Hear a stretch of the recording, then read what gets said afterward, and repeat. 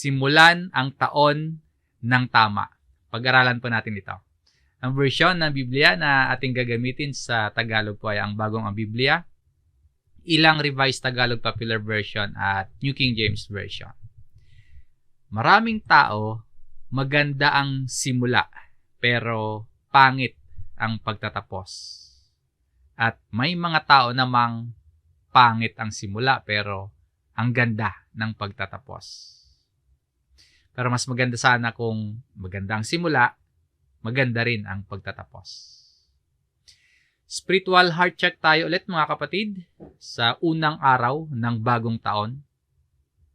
Ang tamang spiritual na simula ay nagbubunga ng matibay na spiritual na pagtatapos. Kapag sinimula natin ang taon na nakatuon sa Diyos, focused, tapat sa pagsunod, yung faithful tayo, at namumunga kay Kristo, fruitful. Kapag sinimula natin ang taon na ganyan, mararanasan natin ang tunay na pagbabago, tunay na layunin, at kasapatan ng buhay na nasa Panginoon. Napapansin nyo rin po ba ito na tuwing bagong taon, maraming tao gumagawa ng New Year's resolution.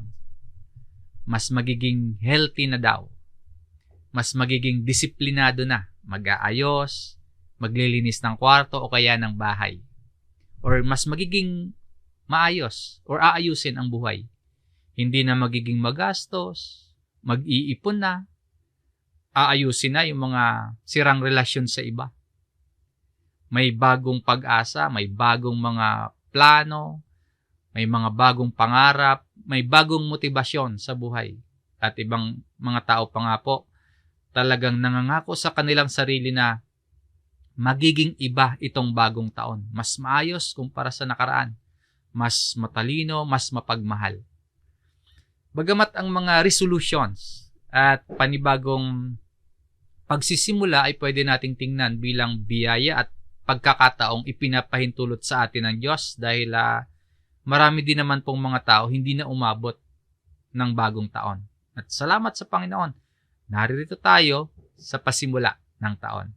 Ngunit ang human resolution po o yung pagpapasya ng tao, alalahanin natin na nakadepende lamang yan sa tao.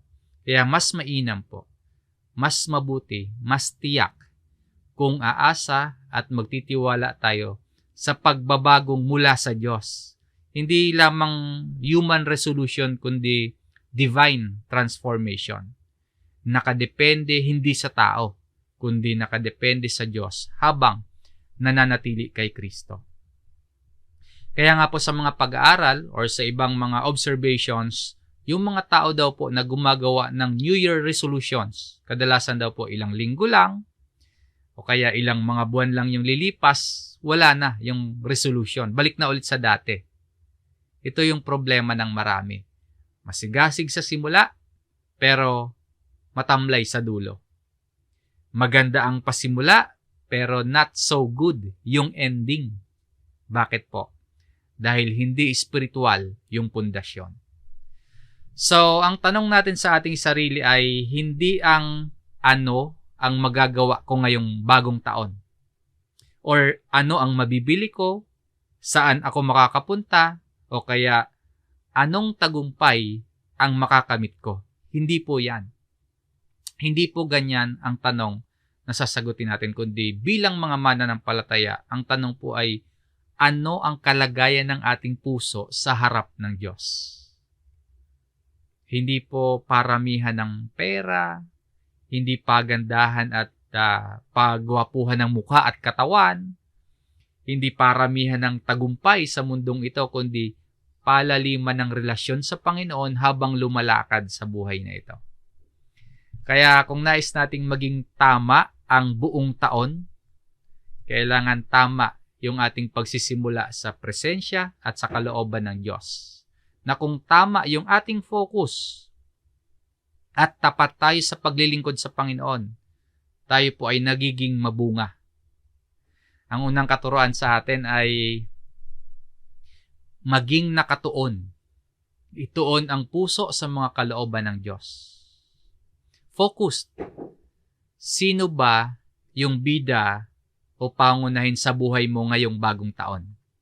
Napakahalaga nito na kapag kaalam natin ang kalooban ng Diyos at ang kalooban ng Diyos na yon yung ang priority natin sa buhay, nauunawaan natin Diyos muna ang una at Diyos ang higit kanino at sa anumang mga bagay. Kapag kakalooban ng Diyos ang priority sa ating buhay, nauunawaan po natin kung ano yung layunin natin sa buhay. Isa sa mga mahirap kalaban sa buhay Kristiyano, hindi lamang po pag-uusig, hindi lang din po paghihirap o kaya pagdududa sa atin, kundi isang mahirap na kalaban ay distraction. Hindi natin na itutuon ang ating puso sa kalooban ng Diyos. Hindi natin na ifo-focus. Mabilis tayong ma-out of focus. Kadalasan marami sa atin hindi agad napapansin na dahan-dahan napapalayo sa kalooban ng Diyos. Unti-unti nagiging abala sa maraming bagay sa buhay. Dumarami yung responsibility, puno na yung schedule, bago mo pa mamalayan, yung puso natin nakatuon na o nakafocus na sa daily pressures. Hindi na sa kalooban ng Diyos. Nawawala na yung Diyos muna ang una at Diyos muna ang higit sa lahat ng bagay. Dati, pagising sa umaga, mananalangin, magbabasa ng Bible. Ngayon, iba na.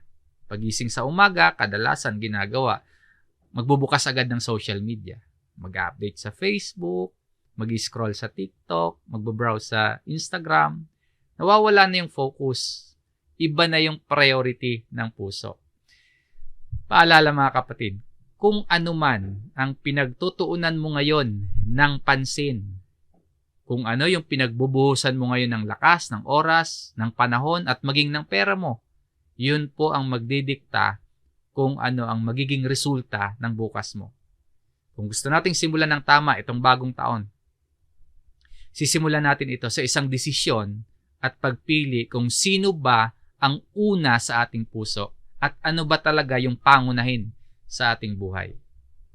Sabi ng Panginoong Hesus sa kanyang mga alagad, Mateo chapter 6 verse 33, "Ngunit hanapin muna ninyo ang kanyang kaharian at ang kanyang katuwiran, at ang lahat ng mga bagay na ito ay pawang idaragdag sa inyo."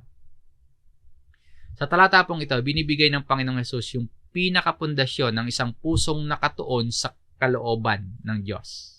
Yung salita ditong muna or first, hindi lamang po tungkol yan sa sequence, yung pagkakasunod-sunod, kundi tungkol iyan sa priority. Ang utos dito, hanapin muna. Seek first. Isang aktibong paghahanap. Isang intentional na pagpili na unahin ang kaharian at ang katuwiran ng Diyos. Na ang kaharian at katuwiran ng Diyos ang magiging sentro ng buhay sa pang-araw-araw. At tiniyak dito ng ating Panginoong Hesus na kapag nakatuon yung ating puso sa kalooban ng Diyos, sa kaharian at katuwiran ng Diyos, sabi dito, all things shall be added to you. Hindi ito pangako ng kayamanan or hindi ito pangako ng kasaganaan. Ito ay sapat na pagkalinga ng Diyos habang tayo ay naglilingkod sa kanyang kaharian. Ang Diyos po handang magkaloob ng ating mga pangangailangan. Damit, pagkain, matutuluyan, iba pang mga pangangailangan sa buhay, handang magkaloob ang ating Diyos. Mga kapatid, sa paghahanap sa kaharian at katuwiran ng Diyos na ipinag-uutos dito, ito ay hindi lamang kung kailan natin gusto lang. Sabi dito, hanapin muna, seek first. Ito ay hindi kung kailan lang tayo libre. Ito ay hindi lang kung kailan natin gusto o nararamdaman. Ito ay lagi dapat sa isip natin. Ito ang priority ng buhay natin. Hanapin muna ang kanyang kaharian at ang kanyang katuwiran. Sa sulat po ni Apostol Pablo sa mga taga-Kolosas, ang paalala niya para hindi tayo mabilis ma-distract sa mga bagay sa mundong ito. Kasi ito pala yung priority sa buhay. Hanapin muna ang kanyang kaharian at ang kanyang katuwiran. Ang bilis nating ma-distract. Ito yung payo ni Apostle Paul na mababasa natin sa Colossus chapter 3 verse 1 at 2. kung kayo nga'y muling binuhay na kasama ni Kristo, ay hanapin ninyo ang mga bagay na nasa itaas, na kinaroroonan ni Kristo, na nakaupo sa kanan ng Diyos. Ituon ninyo ang inyong pag-iisip sa mga bagay na nasa itaas, hindi sa mga bagay na nasa ibabaw ng lupa. So tayo po ba ay tunay na kasama sa mga muling binuhay na kasama ni Kristo? Kung kasama tayo, ito daw po dapat. Seek those things which are above. Set your mind on things above. Bilang mga Kristiyano, iba na daw dapat yung hinahabol-habol natin. Bilang mga tagasunod ni Jesus, iba na yung iniisip at hinahanap-hanap mo. Dati kung ang hinahanap-hanap natin pera, trabaho, o kaya palakpak o paghanga ng mga tao, dati yon. Kung dati tagumpay na galing sa sanlibutan ito yung hinahanap-hanap natin, dati yon. Pero kung si Jesus na yung hari, kung si Jesus na yung Panginoon at tagapagligtas ng puso at buhay natin, nababago na tayo. Naiiba na yung priority natin. Nababago na yung mga hinahangad natin. Naiiba na yung mga gusto natin. Kung tayo po ay mga muling binuhay na kasama ni Kristo, naiiba na din yung mga hilig natin. Nababago na yung mga desires natin. Nagiging makadiyos na yung mga decision mo sa buhay. Yung mismong klase ng pamumuhay mo ay may kabanalan, nagiging mapagpakumbaba, nagiging mapagmalasakit sa iba, nagiging mapagpatawad. At hindi na puro material na bagay lang, na pera, kayamanan, kasikatan, sariling ambisyon, hindi na po mga pansariling kagustuhan, yung focus sa buhay, nababago na. Sabi po dito sa Hebreo chapter 12 verse 2, ituon natin ang ating paningin kay Jesus na siyang pinagmumulan at kabuuan ng ating pananampalataya. Dahil sa kagalakang naghihintay sa Kanya, hindi niya ikinahiya ang mamatay sa krus at siya ngayon nakaupo sa kanan ng trono ng Diyos. Fixing our eyes on Jesus, ituon natin ang ating paningin kay Jesus. Ibig sabihin, si Jesus ang susundan natin. Si Jesus ang tutularan natin. Na anuman yung pinagdaanan ni Jesus, yung pagpapakababa niya bilang tao, yung naranasan niyang paghihirap sa krus, yung pag-uusig sa Kanya, sa lahat ng pinagdaanan na yon, nakatuon ang puso ni Jesus sa kalooban ng Amang Diyos. Ibig sabihin nito, tayo din po bilang mga tagasunod ni Jesus, nakatuon yung ating paningin kay Jesus, nababago na yung mga gusto natin sa buhay. Nagiging katulad na ni Jesus. Again, dati, paramihan ng pera ang gusto. Ngayon, iba na. Paramihan na ng kaluluwang maakay sa biblikal na pananampalataya. Dati, padamihan ng awards, padamihan ng promotions, maging sa social media, padamihan ng likes. Ngayon, iba na. Paramihan na ng nababahangginan ng salita ng Diyos. Paramihan na ng mga taong natutulungang mapalapit sa Diyos. So, naiba na yung ambisyon. Naiba na yung mga gusto natin sa buhay kapag nakatingin tayo kay Jesus. Question. Ano ang hinahanap mo sa buhay? Ano ang dinidesire mo sa buhay? Pakinggan po ninyo, itong nakasulat dito sa Psalms chapter 27, verse 4. Isang bagay ang hiningi ko sa Panginoon na aking hahanapin, na ako'y makapanirahan sa bahay ng Panginoon sa lahat ng mga araw ng aking buhay, upang mamasdan ang kagandahan ng Panginoon at sumangguni sa kanyang templo. Isang bagay ang hiniling niya. Isang bagay ang hangad niya. One thing. Isipin po natin itong buhay nitong psalmist. Kung ano ang hinihingi, Ano ang hinahanap at hinahangad niya, no? Sabi niya, ang makapanirahan sa bahay ng Panginoon, ang mamasdan ang kagandahan ng Panginoon. Hindi po natin sinasabi na pabayaan na natin yung mga bagay-bagay na meron tayo. Magpapatuloy pa din naman. Pero iba na yung focus natin. Para sa ating buhay po, halimbawa, estudyante ka ngayon, mag-aaral ka pa din ng mabuti. Kung naghahanap buhay ka o nagnenegosyo ka, gagawin pa din naman natin kung ano yung mga ginagawa nating mabuti. Pero ngayon, iba na yung focus natin, hindi na para sa sarili lang. Iba na yung desires.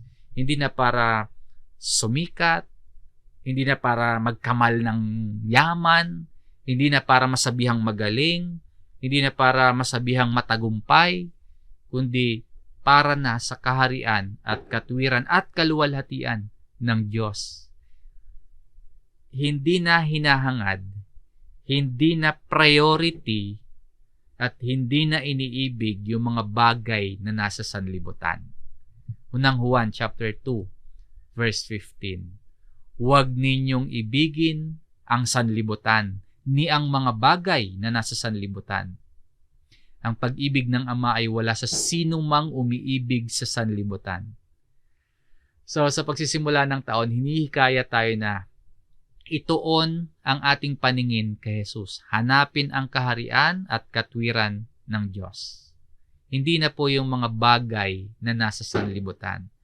Kung tayo nga po ay muling binuhay na kasama ni Kristo, alam na natin kung saan itutuon yung ating puso. Na ang priority na ay ang kalooban na ng Diyos. Uunahin na po yung relasyon kay Kristo.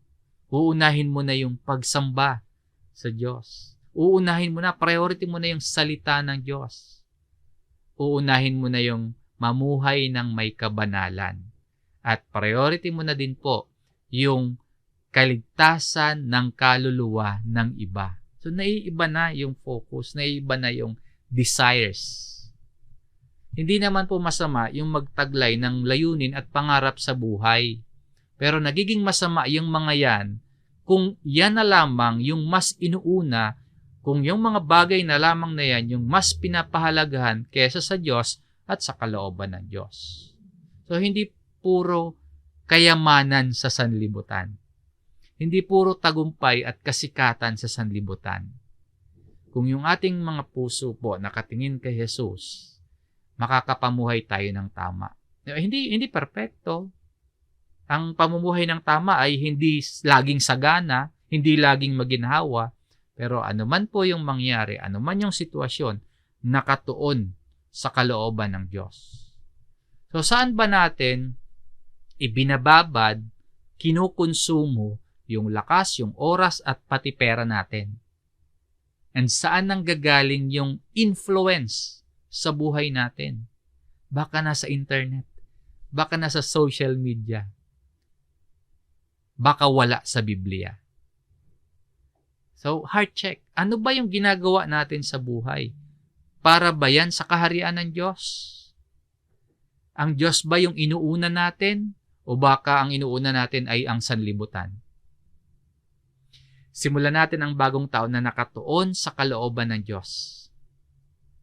Diyos muna, nang higit kanino man. Kaharian at katwiran muna ng Diyos bago yung ibang mga bagay. Si Kristo muna at ang kanyang katawan bago ang anuman. Kaya mag-aral ng Biblia. Manalangin lagi. Huwag pabayaan ng mga pagtitipon. Focus. Huwag papatangay sa mga distractions. Kundi ituon ang puso sa kalooban ng Diyos. Kapag tama yung ating tuon, kapag tama yung focus natin, susunod dyan yung katapatan sa pamumuhay. Ito yung ikalawang punto sa ating aralin. Maging tapat. Piliin ang katapatan kaysa sa kaginhawahan. To be faithful. Ang magtatagumpay sa dulo ay kung sino yung tapat sa Panginoon. Hindi paramihan. Hindi palakihan ng mga ginagawa, kundi pagiging tapat sa ginagawa para sa Diyos. Ang pagiging tapat po, iyan yung kahit walang nakakakitang ibang tao, nagpapatuloy pa din sa paglilingkod sa Panginoon. Sa unang Korinto chapter 4, ito sa verse 2, bukod dito, kailangan sa mga katiwala na sila ay matagpuang tapat. Ang paalala dito, tayo po ay mga katiwala, mga stewards. Lahat ng meron tayo, buhay natin, lakas, oras, talento, kayamanan, anuman. Hindi pala talaga yan tayo yung totoong may-ari. Mga katiwala lamang tayo. Ngayon, ang kailangan o required o requirement ay matagpuang tapat ang mga katiwala. It is required. Kailangan sa mga katiwala na matagpuang tapat. Ang katapatan ay pagpapatuloy sa paglilingkod.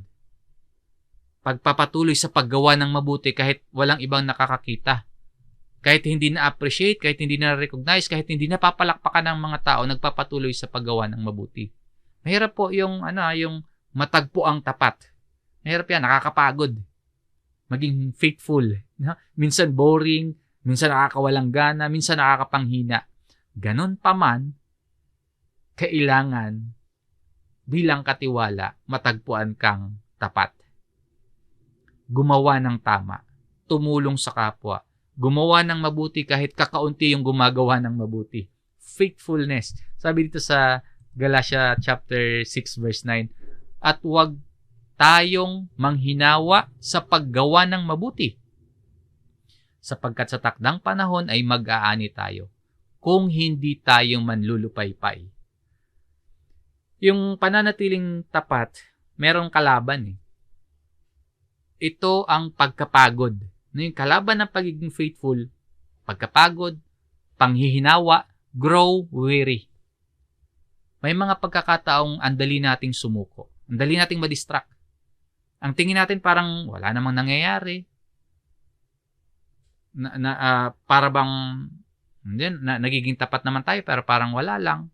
Pero sabi dito, for in due season, sa takdang panahon ay mag-aani tayo. Yung katapatan, hindi yan pagtigil. Ang katapatan, hindi yan pagbitiw dahil hindi pa natin nakikita yung panahon ng anihan.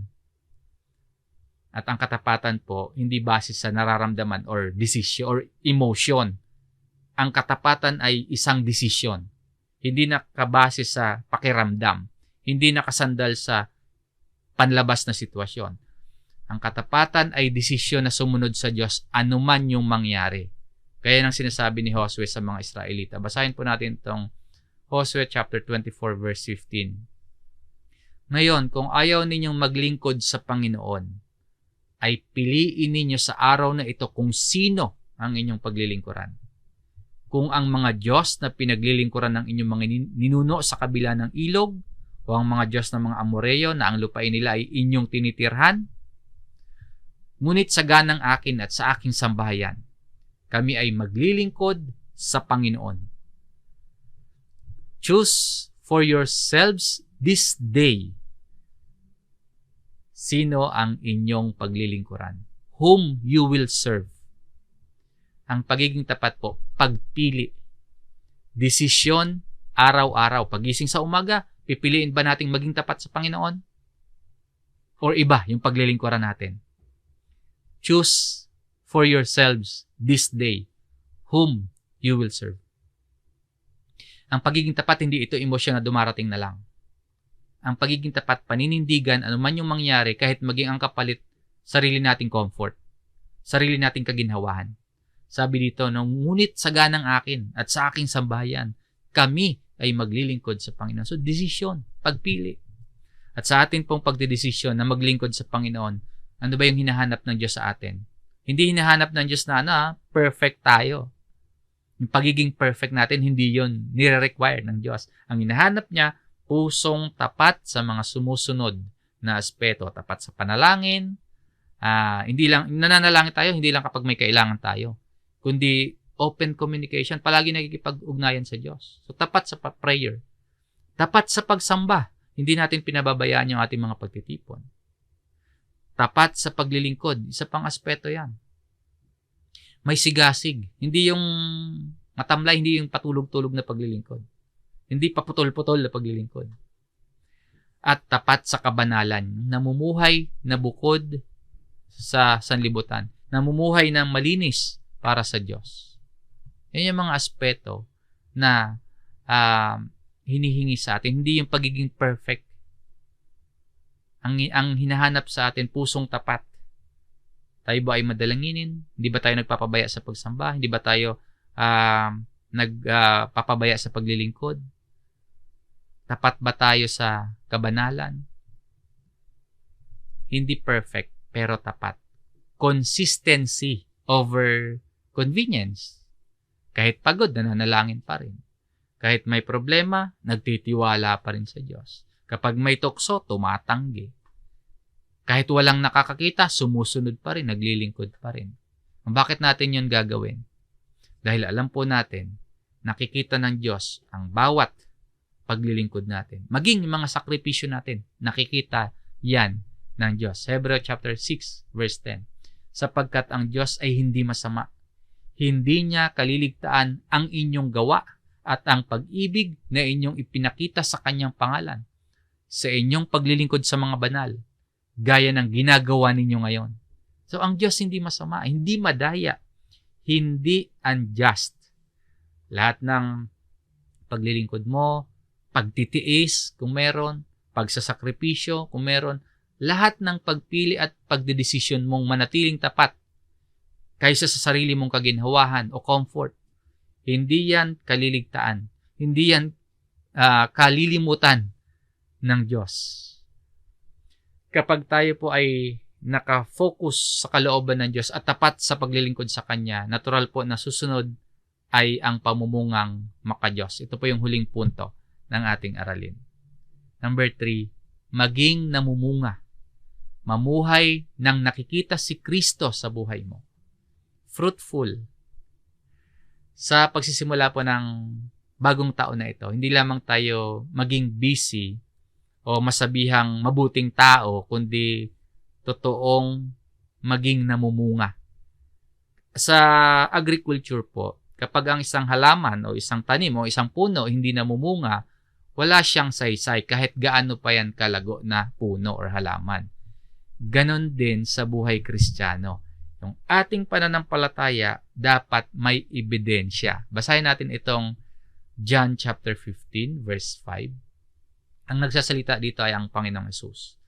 Ako ang puno ng ubas, kayo ang mga sanga. Ang nananatili sa akin at ako'y sa kanya ay siyang nagbubunga ng marami. Sapagkat kung kayo'y hiwalay sa akin, ay wala kayong magagawa. Tinuturo dito ni Jesus kung paano magkakaroon ng bunga. Ang manatili sa kanya o abides in Him. Paalala po na ang bunga, ebidensya ng kaligtasan. Ang manatili kay Kristo, ang dahilan ng bunga. Hindi po yung bunga ang dahilan para manatili kay Kristo. And ang sanga, hindi naman tayo yung sanga, hindi gumagawa ng sarili o lumilikha ng sariling bunga. Kundi ang sanga kumukuha ng sustansya mula sa puno. So ngayong pagsisimula ng bagong taon, ang challenge sa atin, huwag tayong humiwalay sa source o sa pinagmumulan. Huwag tayong humiwalay sa puno. Kung hiwalay tayo kay Kristo, yung ating mga pagsisikap, magiging tuyot, magiging walang halaga. Wala tayong magagawa ayon dito. Ngunit kung tayo po nakakabit sa Kanya at si Jesus ay nananatili sa atin, ang magiging natural na resulta niyan, tayo ay nagbubunga ng marami. Ngayon, ano yung bunga na yan tinutukoy dito? Hindi ito kayamanan. Hindi yan pera. Hindi yan mga material na bagay. Hindi mataas na posisyon o kaya mataas na kalagayan sa lipunan. Hindi yan yung bunga. Hindi ganung bunga yung pinag-uusapan diyan, kundi pagbabago ng ating pagkatao. Katangian ng tunay na nakakabit kay Kristo. Basahin natin itong Galatians chapter 5, verse 22 at 23. Subalit ang bunga ng Espiritu ay pag-ibig, kagalakan, kapayapaan, pagtiyatiyaga, kagandahang loob, kabutihan, katapatan, kaamuan, at pagpipigil sa sarili. Laban sa mga ito ay walang kautusan. Ang bunga po dito, singular. Hindi sinabing mga bunga, na subalit ang bunga ng Espiritu. Hindi sinabing mga bunga. Ibig sabihin, ang lahat ng katangian na yan, dapat makita sa atin bilang isang packaging. Ito yung character profile ni Jesus. So, ito din dapat yung nakikita sa atin. Kapag ang isang tao po nakatuon sa kalooban ng Diyos, tapat sa paglilingkod sa Diyos, dahan-dahan po, unti-unti po yung nababago yung sarili, nababago yung ugali. Kapag ang isang tao nakatuon sa kalooban ng Diyos, tapat sa paglilingkod sa Diyos, may pagbabago sa kanyang ugali. Mula sa pagiging mainitin yung ulo, tungo sa pagiging mapagtiis, mapagpasensya. Mula sa pagiging makasarili, tungo sa pagiging may kagandahang loob. May pagbibigay, may malasakit sa iba. So, nababago. Kung dati, mainggitin, nababago, nagiging may kagalakan para sa tagumpay ng iba. Mula sa espiritu ng laman, tungo sa patnubay ng espiritu ng Diyos. Hindi yan din panlabas lang. Hindi lang din pakitang tao lang. Hindi lang masabing relihiyoso siya, umaattend sa church, mabuting tao sa panlabas, hindi ganon. Kundi buhay na nagbabago dahil totoong may relasyon kay Kristo. Totoong nakakabit kay Kristo. 2 Korinto chapter 5 verse 17. Kaya't kung ang sino man ay na kay Kristo, siya'y bagong nilalang. Yung mga lumang bagay ay lumipas na. At tingnan ninyo, ang lahat ay naging bago. Ang pamumunga po, nagsisimula sa isang bagong pagkatao. Pagiging bagong nilalang. A new creation. Kung nais nating simulan ng tama itong bagong taon, iiwanan natin yung mga lumang ugali, yung mga lumang mga bagay. At ang tunay na kay Kristo, nakikitaan talaga ng bagong paraan ng pamumuhay. May bunga ng Espiritu. Sabi sa Mateo chapter 7 verse 20, kaya't makikilala ninyo sila sa kanilang mga bunga. Ilang mga halimbawa ng mga bunga na mababasa natin, lalo na sa New Testament. Pag-ibig sa kapwa, pagtitiis, yung kabanalan, yung pagpipigil sa sarili, yung pagiging ilaw sa paligid sa mundo. So ano-ano yung mga katangian at ano-ano ang mga katuruan ni Jesus na makikita sa pamumuhay mo. Ano-anong katangian at mga katuruan ni Jesus ang nakikita sa ating pamumuhay. Sa pagpasok natin sa bagong taon, hindi po sapat na narinig lang natin yung mga mensahe mula sa Biblia. Hindi sapat na naririnig lang natin yung salitaan ng Diyos. Kailangang hayaan nating maitanim ito sa kaibuturan ng ating puso at hayaang magbunga sa ating pamumuhay. Gamitin po natin ang mga tanong na ito bilang salamin. Now, number 1, ano ang tunay na prioridad ko ngayong taon? Sa pagsusuri natin sa ating mga sarili. Ang kaharian ba ng Diyos ang priority ko o yung aking sariling ambisyon? Alalahanin natin na walang sino man sa atin makakapaglingkod sa dalawang Panginoon. So ano ang tunay na prioridad ng ating buhay ngayong taon? Number 2, nakikitaan ba ako ng katapatan sa Diyos? Tapat ba ako kahit sa maliliit na bagay? Nananatili ba akong tapat kahit wala nakakita? Sa pag-aaral, sa paghanap buhay, pakikipagrelasyon, pakikipagkapwa-tao? Number 3, may bunga ba ang aking pananampalataya? Nagbabago ba yung aking ugali? Nagbabago ba yung aking pananalita? Natandaan po natin, yung pananampalatayang walang gawa, walang bunga, patay. Pananampalataya. So, may bunga ba ang iyong faith? Nawawala na ba yung masasamang bisyo natin? Nawawala na ba yung dating masasamang asal natin? Number 4, may nadadala ba akong kaluluwa kay Kristo? Ibig sabihin, nagliliwanag ba tayo para makilala ng iba ang Panginoon?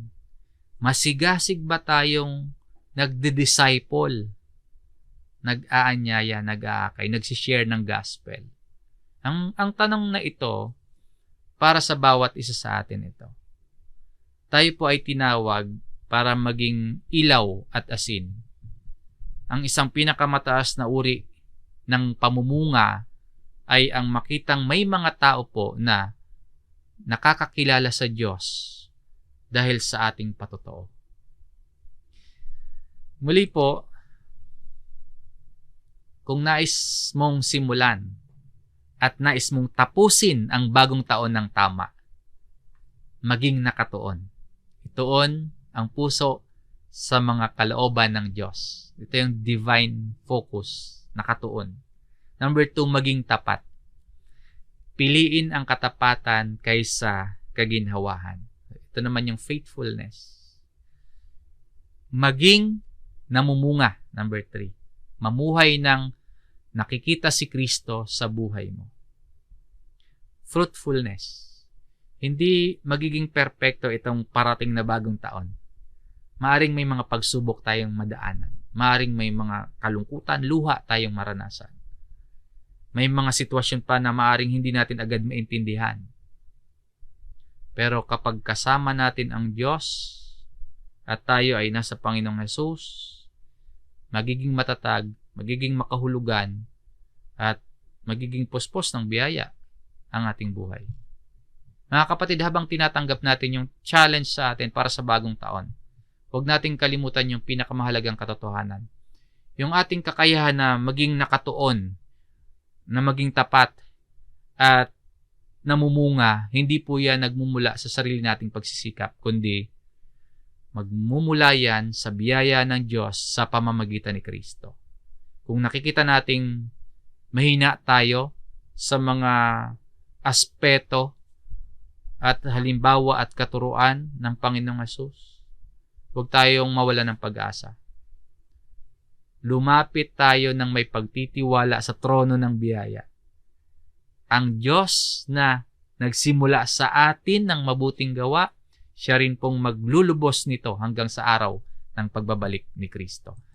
Ang bagong taon ay bagong pagkakataon, hindi para patunayan yung ating sarili sa Diyos, kundi para lalo tayong tumugon sa kanyang pag-ibig at biyaya. Simulan po natin ang taon na hindi takot na sumunod, hindi takot na maglingkod, kundi simulan natin ang taon sa pagtitiwala sa Diyos na siyang makapangyarihang gumagawa at kumikilos sa atin ayon sa kanyang mabuting kalooban. Ano man yung ating haharapin, sa Diyos tayo manalig. Sa Kanya tayo kumapit. At sa Kanya tayo magtiwala sa buong taon, sa buong buhay natin. Simulan ang taon na nakatuon sa kalooban ng Diyos. Nananatiling tapat, nakatiwala, at namumunga sa kapangyarihan ng Espiritu Santo. Dito po, mararanasan natin ang tunay na pagbabago, tunay na layunin, at mararanasan natin ang kasapatan ng buhay na nasa Panginoon, at ang lahat po para sa kaluwalhatian ng Diyos. Simulan ang bagong taon at tapusin ng tama. Maraming salamat sa inyong pakikinig, mga kapatid. Hanggang dito po ang ating aralin. Tayo po ay muling manalangin.